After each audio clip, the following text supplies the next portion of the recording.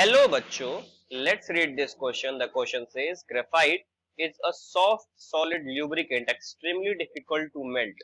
The reason for this anomalous behavior is that graphite, first option, has molecules of variable molecular mass like polymer, has carbon atom arranged in large plated of rings of strong bonded carbon atom and weak interplated bond. It is a non-crystalline substance, is an allotropic form of diamond.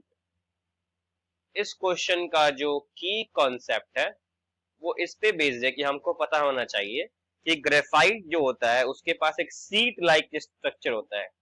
Graphite has a seat like structure या फिर seat structure भी बोल सकते हैं.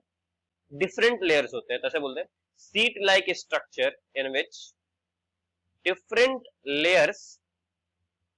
different layers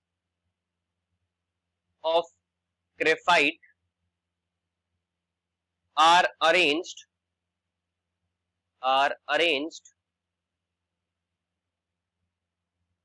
over each other. मतलब अलग अलग layer होते हैं और जो डिफरेंट लेयर्स होते हैं वो वीक अट्रैक्टिव फोर्स से क्या होते हैं, बंधे होते हैं.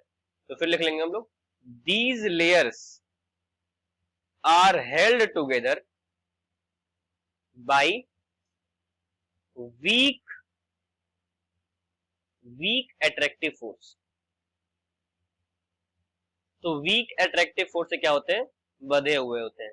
इसीलिए क्या होता है, so they are free to slide. इसीलिए क्या करते हैं, आपस में लेयर ओवर लेयर स्लाइड होता रहता है, स्लाइड ओवर वन अदर. ठीक है, इसीलिए क्या होते हैं, सॉफ्ट होते हैं. दस ग्रेफाइट इज सॉफ्ट या फिर इट इज सॉफ्ट. तो इसका आंसर क्या हो जाएगा, तो आंसर 2 करेक्ट हो जाएगा. क्यों, क्योंकि इसमें लेयर की बात किया गया है कि carbon atom are arrange in large plated of rings. और ये कैसे प्लेट्स लगे होते हैं, तो कुछ ऐसे हेक्सागोनल रिंग्स होते हैं कार्बन के, हर एक लेयर में ऐसे ही बने होते हैं. ठीक है, और नेक्स्ट हमारे पास जो लेयर है उसमें ऐसा रिंग होता है और ऐसे ये क्या होते हैं, बंधे होते हैं. सिंपल, ये बंधे होते हैं और कोई इसमें बात नहीं है. और ये जो लेयर्स है ना, इनके बीच का जो अट्रैक्टिव फोर्स होता है ये वीक होता है, वीक अट्रैक्टिव फोर्स, और इसी की वजह से स्लाइड कर जाते हैं. तो सेकंड ऑप्शन क्या हो जाएगा, करेक्ट हो जाएगा. Thank you and best of luck.